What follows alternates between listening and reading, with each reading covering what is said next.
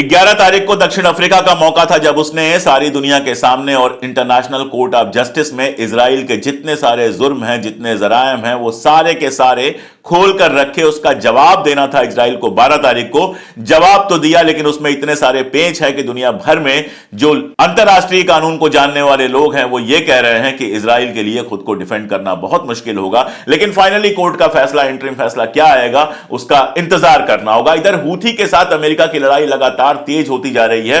Belgium और Italy ने America के साथ शामिल होने से मना कर दिया है, तो ओमान ने कह दिया है अमेरिका को कि आप हमारा एयर स्पेस यूज नहीं कर सकते हैं, और हूथी जो कुछ कर रहा है उसका जिम्मेदार सिर्फ और सिर्फ इजराइल है। अगर इजराइल ने फलस्तीन के ऊपर इस तरह से जुर्म नहीं किया होता तो हूथी ये सारा कुछ नहीं करता। इसके बीच में तुर्की के जो राष्ट्रपति हैं एर्दोगन साहब, उनके भी लगातार बयानात आ रहे हैं। बहुत सारी हलचल सारी दुनिया में मची हुई है। बने रहिए मेरे साथ थोड़ी देर और देखिए ये पूरा वीडियो।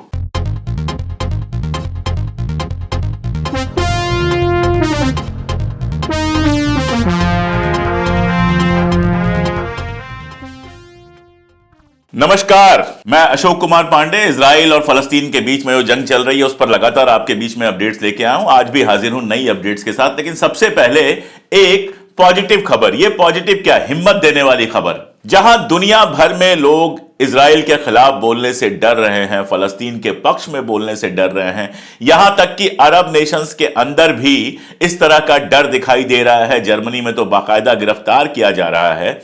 वहां टर्की की सड़कों पर एक महिला को देखा गया, वो अकेली थी, बिल्कुल अकेली, और अपने हाथ में फलस्तीन का झंडा ली हुई थी और आने जाने वालों से इसमें शामिल होने के लिए कह रही थी। ये जो जज्बा है, ये जो जोश है, लगातार हमलों के बावजूद, लगातार हत्याओं के बावजूद, इन सब के बावजूद ये जो जोश है वही इस बात की उम्मीद दिलाता है कि इस बार फलस्तीन चुपचाप हार मानने वाला नहीं है और आज नहीं तो कल इजराइल को एक फ्री पैलेस्टीनियन स्टेट देना पड़ेगा। मैं आपको बता चुका हूं कि शुरुआत में जहां इजराइल लगातार कह रहा था कि फलस्तीन को खाली कराना होगा, बातें चल रही थी। एक बार बात आई कि सिनाई में उनको बसाने की बात है, दूसरी बार बात आई कि कई सारे मुल्कों से बात चल रही है कि जो यहां से रिफ्यूजी बनेंगे उनको अपने यहां बसा लें। इजराइल के कई मिनिस्टर्स ने बाकायदा कहा कि वॉलंटरी माइग्रेशन कर लें। अब किसी के सीने पे, कल भी मैंने कहा था, किसी के सीने पे बंदूक रख के कहो कि तुम वॉलंटरी कर लो। वॉलंटरी का मतलब तो अपने मन से होता है। आप अपने गांव से उठते हैं, शहर में बस जाते हैं, ये वॉलंटरी हो सकता है। फलस्तीनी तो अपनी जमीन कभी छोड़ना ही नहीं चाहते थे।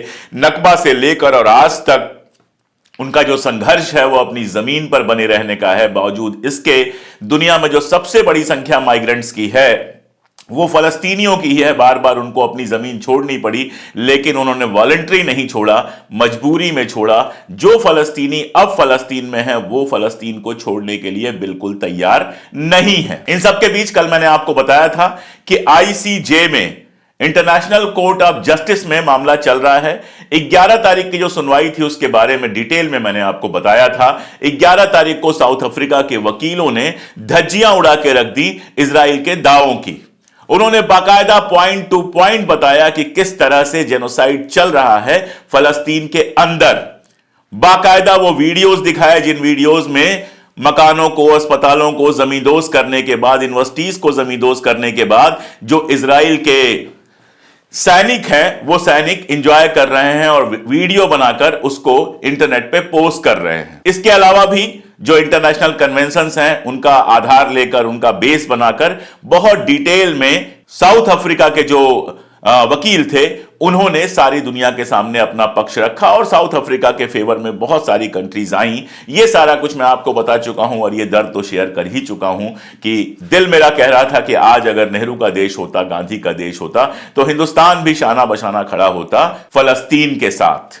साउथ अफ्रीका के साथ उस कोर्ट में हो सकता था भारत ने ही केस किया होता, और अगर नहीं भी केस किया होता तो साउथ अफ्रीका के साथ तो खड़ा होता ही। लेकिन आज के भारत में ऐसी उम्मीद कहां की जा सकती। अगले दिन यानी कि 12 जनवरी को इजराइल की सुनवाई थी। इजराइल के जो वकील थे उनको अपनी बातें रखनी थी। कई सारे इंटरेस्टिंग केस हुए। एक जगह यह हुआ कि एक वकील साहब अपनी बात रखते रखते अपना कागज ही भूल गए। दूसरी जगह यह हुआ कि जज साहब को नींद आ गई। लेकिन यह सब तो होता रहता है लंबी सुनवाई में। जो बड़ी बातें की हैं इजराइल ने, वो सुन के भी आपको आश्चर्य होगा कि ऐसा झूठ इंटरनेशनल मंच पे कैसे बोला जा सकता है। मैं सिर्फ 2 एग्जाम्पल लूंगा।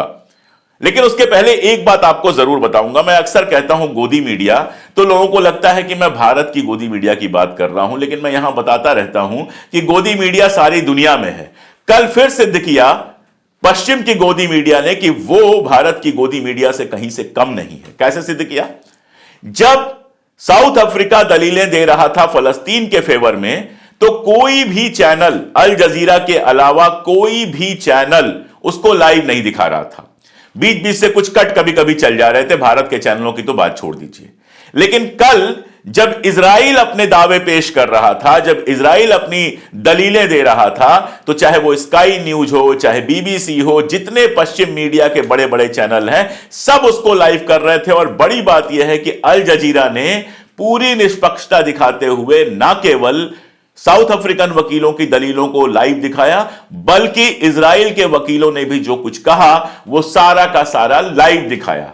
एक निष्पक्ष पत्रकार की बात यही होती है कि वो दोनों तरफ का सच दिखाए। लेकिन जैसा मैंने कहा कि पश्चिम की जो गोदी मीडिया है, उसने साउथ अफ्रीका का तो कुछ नहीं दिखाया कि कहीं दुनिया के लोगों को मालूम न चल जाए कि फलस्तीन में क्या क्या कर रहा है इजराइल। वहीं जब इजराइल कल झूठ पे झूठ बोले जा रहा था, तो उसको पूरे दिन लाइव चलाया गया, पूरे दिन उसकी खबरें वहां आती रही। तो मैंने कहा कि मैं दो एग्जाम्पल्स के साथ आपके सामने हूं। बस इन दो एग्जाम्पल से आप समझ जाएंगे कि कल किस तरह की दलीलें पेश की गई।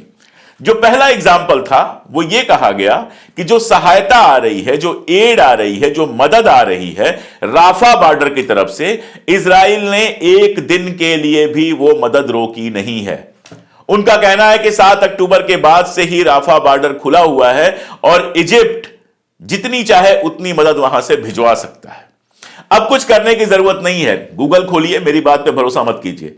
गूगल खोलिए, इजिप्ट लिखिए, कॉमा लगा दीजिए, राफा बॉर्डर लिख दीजिए और उसके बाद एड लिख दीजिए। आपको 50 न्यूज मिल जाएंगी और एक दिन की नहीं, अलग अलग अलग दिन के मिल जाएंगे, जहां पर इजिप्ट ने बहुत क्लियरली कहा है कि ब्लॉकेड लगा रहा है, इजराइल मदद नहीं आने दे रहा है। और सिर्फ इजिप्ट का कहा नहीं मिलेगा आपको यूएन का कहा भी मिल जाएगा। यूएन ने भी यह बात बार बार कही है कि मदद रोकी जा रही है। और इतना ही क्यों, मैं आपको बता चुका हूं कि यूएन के जो लोग वहां पर काम कर रहे थे, उसमें उनको वीजा देने से मना किया गया। जो पत्रकार गजा में कवर करना चाहते थे, उन पत्रकारों को वीजा देने से मना किया गया। दुनिया भर के जितने पत्रकार गए, सब तेल अवीव में इजराइल से घूम के चले आए। गजा के अंदर दुनिया के पत्रकारों को नहीं जाने दिया गया और जो लोकल पत्रकार हैं, उनकी लगातार हत्याएं की गई, उनको भी आतंकवादी कहा गया। मतलब पत्रकार जो वहां से कवरेज कर रहे थे, उनको भी टेररिस्ट कहा गया। उनके लिए तो फलस्तीन का जो हर इंसान है वो एक टेररिस्ट है। और उसके बाद दुनिया की कोर्ट में सीधे झूठ बोला जा रहा है कि हमने तो कभी रोका ही नहीं। एक और दो एग्जाम्पल मैंने आपसे कहा था, एक एग्जाम्पल यह हो गया, दूसरा एग्जाम्पल मैं आपको बताता हूं। कहा गया कि हमने अस्पतालों को, जो हॉस्पिटल्स हैं, उन पे कभी बम्बार्डिंग नहीं की। अब यह सुन के कोई भी शर्मा जाए कि यार इतना बड़ा झूठ पब्लिकली कैसे बोला जा सकता है। कितनी खबरें पड़ी हुई हैं, कितने डॉक्टरों के बयान पड़े हुए हैं कि हॉस्पिटल्स के साथ क्या व्यवहार किया गया। इकलौता बड़ा हॉस्पिटल अल अक्सा जो वहां पे चल रहा है, उसका क्या हाल है, उसके वीडियोस रोज आ जाते हैं। तो ऐसे झूठ के सहारे इजराइल ने अपना डिफेंस बनाया। लेकिन देखिए, मैंने पहले भी कहा था कि मैं उनमें से नहीं हूं जो आपको झूठा दिलासा दूं कि पक्के तौर पर इजराइल ये केस हार जाएगा और फलस्तीन ये केस जीत जाएगा। मैंने दोनों दिन के लाइव सुने हैं और कोई भी इंसान जिसके पास थोड़ा सा दिल है और थोड़ा सा दिमाग है, वो उसको सुनते हुए समझ जाता कि किसका पक्ष सही है। लेकिन ये इंटरनेशनल कोर्ट है जिसकी जो चीफ जज हैं वो अमेरिका की हैं। अमेरिका, यूरोप के तमाम सारे देश, सब के सब इजराइल के साथ खड़े हैं। ऐसे में फैसला क्या आएगा ये मैं नहीं जानता, लेकिन एक डर तो है। एक आर्टिकल मैं पढ़ रहा था, कल वो आर्टिकल आपको मैंने दिखाया था, एक दूसरा आर्टिकल मैं पढ़ रहा था और उस आर्टिकल में एक अरब महिला ने लिखा हुआ है कि बाकी सब छोड़िए, थोड़ी शर्म तो रखिए। 7 अक्टूबर को जब हमला हुआ इजराइल के ऊपर, तो जो अरब के लोग थे, उनके लिखने में, उनके बोलने में एक शर्म, एक झिझक आ रही थी कि हमारे लोगों ने ऐसा कैसे किया। मुझ सहित कोई ऐसा नहीं होगा दुनिया का पत्रकार जिसने 7 अक्टूबर की घटना की जबरदस्त मलामत ना की हो, जिसने यह ना कहा हो कि किसी भी हमले में शहरियों को मारना, किसी भी हमले में औरतों को अगवा करना बिल्कुल भी सही नहीं है। लेकिन 7 अक्टूबर के बाद से जब वही सारे काम, उससे ज्यादा क्रूरता के साथ इजराइल कर रहा है, तो यही बात क्यों नहीं कहा जानी चाहिए? हर आदमी कह देता है कि हमास ने शुरू किया।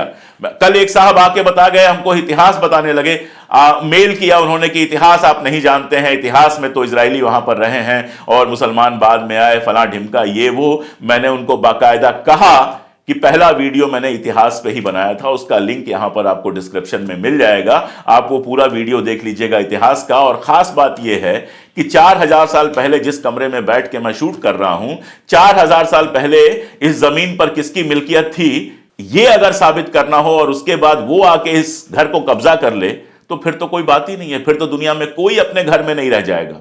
फिर तो ऑस्ट्रेलिया के जो मूल निवासी हैं वो कहेंगे कि बाहर से आए हुए सारे ब्रिटिश बाहर जाओ। अमेरिका के मूल निवासी कहेंगे कि हमारी हत्याएं करके तुम लोगों ने यहां पर कब्जा किया है, बाहर जाओ। दुनिया का इतिहास ऐसे नहीं चलता है। और अगर हालिया घटनाक्रम देखना है तो हम सब जानते हैं कि 1948-49 के बाद किस तरह से फलस्तीनियों को उनके घर से बाहर किया गया। तो यह बात तो यूएन के भी सेक्रेटरी जनरल ने कही थी कि हमास का जो हमला हुआ था वो वैक्यूम में नहीं हुआ था, लगातार युद्ध चल ही रहा है, कभी इधर से कभी उधर से। लेकिन अगर हमास के हमले की आप आलोचना करते हो तो फिर इजराइल ने जो कुछ किया उसको आप कैसे सही साबित कर सकते हो? और कल इजराइल ने यही किया, अपने सारे पाप हमास हमास हमास कहा जाता है, कोई 150 बार हमास का नाम लिया गया, हमास हमास हमास करके अपने सारे पाप उन्होंने धुलने की कोशिश की। सवाल तो यह है कि हमास ने जो 7 अक्टूबर को किया, दुनिया में किसी ने उसकी तारीफ नहीं की, लेकिन उसके बाद जो आपने उससे भी ज्यादा खतरनाक किया उसको नरसंहार क्यों ना कहा जाए? एक स्टेट होने के नाते आपको सजा क्यों ना दी जाए, क्यों ना कहा जाए कि आप युद्ध विराम तुरंत कीजिए, वहां पर राहत पहुंचने दीजिए। यही उम्मीद हमारी है कि शायद दुनिया का सबसे बड़ा कोर्ट, दुनिया की सबसे बड़ी अदालत आईसीजे अपने इंटरिम ऑर्डर में ऐसा कुछ कहे, और अगर ऐसा कुछ नहीं कहती है तो ह्यूमैनिटी के लिए यह बहुत शर्म की बात होगी। हालत यह है कि उधर कोर्ट में केस चल रहा है, उधर अदालत में केस चल रहा है, और उसके बावजूद खबरें आ रही हैं कि लगातार इजराइल के हमले जारी हैं। कल की खबर है कि 13 मैसाकर हुए हैं, 13 जगहों पर बम गिराए गए हैं जो शहरी लोगों की बस्तियां थी, जहां शहरी लोग आम नागरिक रहते थे। खान यूनुस की एक घटना है जिसमें एक परिवार के घर को, वो संयुक्त परिवार होगा, उस परिवार के घर को टारगेट करके रॉकेट फेंका गया जिसमें 30 लोग हलाक हुए। यानी आप सोचिए कि इधर आईसीजे में वो कह रहा है कि हम ऐसा कुछ नहीं कर रहे हैं, और उसी के साथ साथ पैरेलल जो है वो लगातार लोगों को मार रहा है।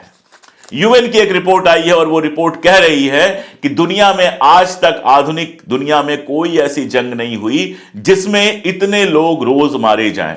यानी सबसे ज्यादा जो लोग रोज मारे जा रहे हैं वो इस जंग में मारे जा रहे हैं। ये यूएन कह रहा है, मैं नहीं कह रहा हूं। और उसके बावजूद इजराइल कह रहा है कि हम कोई नरसंहार नहीं कर रहे हैं। खैर, दूसरी तरफ अमेरिका जो है वो और ब्रिटेन मिलकर हूथी के ऊपर हमले जारी रखे हुए हैं। इधर हूथी भी अब अमेरिकन और ब्रिटिश शिपों पर भी हमला करने लगा है। हूथी ने बहुत साफ कहा था, हूथी के बारे में एक अलग से वीडियो मैं बना दूंगा, हूथी के पूरे इतिहास पे और डिटेल्स पे।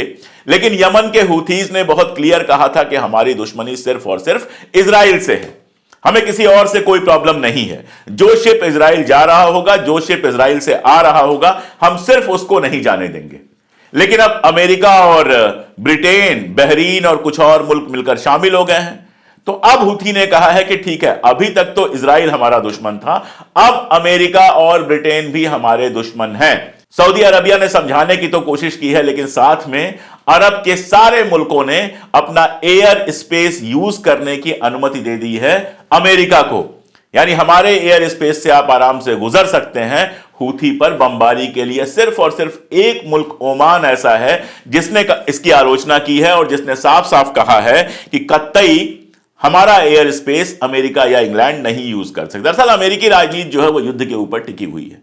ट्रंप की बहुत आलोचना आपने सुनी है, ट्रंप को बहुत गालियां पड़ती हैं, लेकिन एक फैक्ट जरा सोचिए, अपने कार्यकाल में ट्रंप ने कोई लड़ाई शुरू नहीं की और किसी जंग में शामिल नहीं हुआ। वो पहला ऐसा अमेरिका का राष्ट्रपति है जिसने अपने कार्यकाल में एक भी नई जंग नहीं शुरू की। ओबामा के बारे में कहना ही क्या है, क्लिंटन के बारे में कहना ही क्या है। ओबामा को तो नोबेल प्राइज मिल गया, जबकि इतनी सारी जंगों में उसने अमेरिका को झोंका। और ट्रंप के सारे खिलाफ शायद इसीलिए हो गए थे कि वहां की जो हथियार लॉबी है उसका बड़ा नुकसान हो रहा था। जंग नहीं होगी तो हथियार कौन खरीदेगा? इधर अमेरिका नहीं खरीदेगा और उधर दूसरे जो हैं वो भी नहीं खरीदेंगे जो जंग में शामिल हैं। तो ट्रंप की बड़ी आलोचना हुई। अभी भी कोशिश यह हो रही है कि ट्रंप के ऊपर इतने सारे केस लाद दिए जाए कि ट्रंप राष्ट्रपति का चुनाव लड़ ही ना सके। और मैं आपको बता चुका हूं कि बिडेन की जो पॉपुलैरिटी है वो लगातार कम हो रही है। अगर ट्रंप इलेक्शन लड़ता है तो उसके जीतने की पूरी उम्मीद है। अमेरिका की राजनीति में इजराइल का जितना दखल है वो सब मैं आपको बता चुका हूं। कहा जाता है कि जिमी कार्टर की जो हत्या हुई थी उसमें भी मोसाद का हाथ था। ये सब आरोप लगाए जाते हैं, कभी डिटेल में वीडियो बना दूंगा मैं उस पर। तो अमेरिकन राजनीति में इजराइल और इस तरह की जो हथियार लॉबी है उसका दखल बहुत ज्यादा रहा है। अब ऐसे में आप सोचिए कि बिडेन आता है, बड़ी अच्छी इमेज बनाकर बूढ़े बिडेन की पेश की जाती है और बिडेन आने के बाद 3 जंगों में शामिल होता है। पहले रशिया और यूक्रेन की, यूक्रेन का बड़ा साथ दिया, सब कुछ बेचा। और अब कंडीशन यह आ रही है कि पता यह चल रहा है कि एक तरफ रशिया को उसने बैन कर दिया था कि यहां से कोई तेल नहीं खरीदेगा, दूसरी तरफ चोरी छुपे वहां से सस्ता तेल खरीद के यूरोप को बेच रहा था महंगे में। ये अमेरिका का खेल है। तो वो एक जंग शुरू की, इजराइल और हमास की जो जंग चल रही है उसमें पैसे झोंके, खुद शामिल हुआ। और अब हूथी के खिलाफ एक नई जंग में वो शामिल हो गया है। ओमान के जो शासक हैं उन्होंने बहुत क्लियरली कहा है कि ये जंग पूरे इलाके के लिए बहुत खतरनाक होगी। और आर्दोगन ने कहा है कि खून का दरिया बहा देगी ये जो जंग शुरू कर रहे हैं ब्रिटेन और अमेरिका। और सारे लोग ये सवाल पूछ रहे हैं कि लड़ाई तो इजराइल से थी, फिर ये सारा का सारा यूरोप क्यों वहां कूद आया? कारण यही है कि किसी भी तरह से मिडिल ईस्ट पर ये कब्जा चाहते हैं ताकि ऑयल पर इनका पूरा कंट्रोल रहे। ऑयल पर जिस दिन कंट्रोल खत्म हो जाएगा अमेरिका खत्म हो जाएगा, क्योंकि आर्थिक स्थिति उसकी बेहद खराब है। साथ में आर्दोगन ने जो ये मुकदमा चल रहा है उसमें साफ साफ दक्षिण अफ्रीका का साथ भी दिया है और कहा है कि जो इजराइल की क्रूरता है उसके सबूत हम भी उपलब्ध कराएंगे। उसने उपलब्ध कराया है और उसके आधार पर दक्षिण अफ्रीका ने जो लीगल लड़ाई लड़ी है उसमें एर्दोगन का साथ भी उसको मिला है। तो एर्दोगन जबानी जमा खर्ची सही, लेकिन कम से कम हूथी के खिलाफ जो हमला है उसकी मुखालिफत कर रहा है। दक्षिण अफ्रीका जो कोर्ट में गया है उसके साथ है। ओमान ने इसके लिए कहा है कि फलस्तीन में जो कुछ इजराइल कर रहा है वो जिम्मेदार है हूथी की कार्रवाई के लिए, जो हूथी ने रेड सी के अंदर कार्रवाई की है। और इसलिए हम अमेरिका को अपना एयर स्पेस नहीं यूज करने देंगे। अगर इससे बाहर चले, अगर मिडिल ईस्ट खाड़ी से बाहर चले, तो इटली ने साफ साफ मना किया है कि हम इस जंग में अमेरिका के साथ शामिल नहीं होंगे। बेल्जियम ने साफ साफ मना किया है कि हम इस जंग में शामिल नहीं होंगे। और यूनाइटेड नेशंस में जाने का फैसला किया है रशिया ने। रशिया ने तीखी आलोचना की है अमेरिका और ब्रिटेन द्वारा हूथी पर हमले की। और आप जानते हैं कि रशिया के पास भी वीटो पावर है। तो अगर सिक्योरिटी काउंसिल में रशिया एक प्रस्ताव लेकर आता है, अमेरिका अपना वीटो लगाएगा। इसके उलट अगर अमेरिका कोई प्रस्ताव आगे लेके जाएगा तो रशिया अपना वीटो लगाएगा। यानी सिक्योरिटी काउंसिल से बहुत ज्यादा क्लियरेंस पा पाना या इसको स्वीकार करवा पाना यह बिडेन के बस की बात नहीं है। तो ये जो हूथी के खिलाफ ब्रिटेन, यूएस, बहरीन और कुछ देशों की यह लड़ाई है, आने वाले टाइम में यह लड़ाई बहुत मुश्किल लड़ाई होने वाली है। अगर ब्रिटेन और अमेरिका ऐसे ही लगे रहेंगे, अगर रशिया और चाइना और इंटरेस्ट दिखाएंगे, अगर खाड़ी के कुछ और देश इसमें शामिल होंगे, और इन सब अगर को मैं इसलिए कह रहा हूं कि ये मुमकिन चीजें हैं, तो आप यकीन जानिए कि अमेरिका अफगानिस्तान के तरह ही एक बार फिर यहां फंसेगा। याद कीजिए, अफगानिस्तान वाली लड़ाई में भी सबसे पहले ब्रिटेन खड़ा हुआ था अमेरिका के पीछे पीछे, और फिर दोनों को बोरिया बिस्तर बांध के जाना पड़ा। यहां भी लंबे दौर में खाड़ी के अंदर, मिडिल ईस्ट के अंदर, रेड सी के अंदर, ये दोनों मुल्कों के लिए बेहद नुकसानदेह हो सकता है। आने वाले वक्त में देखनी 2 चीजें हैं। पहली बात तो यह कि यह वार किस तरफ जाता है, और दूसरी बात यह कि इंटरनेशनल कोर्ट ऑफ जस्टिस अपने इंटरिम फैसले में क्या कहता है। जब ये चीजें होंगी, जब अपडेट्स होंगे, तो फिर मैं आपके बीच में हाजिर होऊंगा अपने अपडेट्स के साथ। और जरूरी यह है कि मैं लगातार आपके बीच आ सकूं, उसके लिए आप भी हमारे साथ खड़े होइए। वीडियो शेयर करना, चैनल सब्सक्राइब करना, ये सारा तो है ही। जो हमारा पिन कमेंट है उसको एक बार खोल के देखिए, उसमें लिंक्स हैं, जिन लिंक्स के सहारे आप हमारे मेंबर बन सकते हैं। और साथ में आप अगर सीधे हमारी मदद करना चाहें तो मदद कर सकते हैं। सुपर थैंक्स का ऑप्शन तो है ही। आप हमारा साथ देंगे तो जैसा मैं कहता हूं कि सत्ता और कैमरे की आंख में आंख डालकर मैं सच कह पाऊंगा। आज के लिए इतना ही, बहुत शुक्रिया।